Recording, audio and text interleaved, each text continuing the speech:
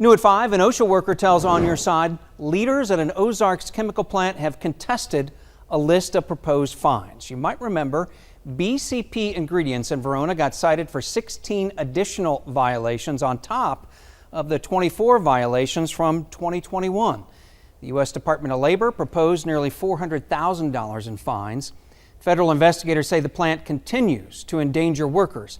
The investigators believe employees' health and safety are in danger because of ethylene oxide exposure. Now, that's a toxic chemical tied to cancer. The case goes to the Independent Occupational Safety and Health Review Commission. A resolution, well, that could take several months. We will keep you posted.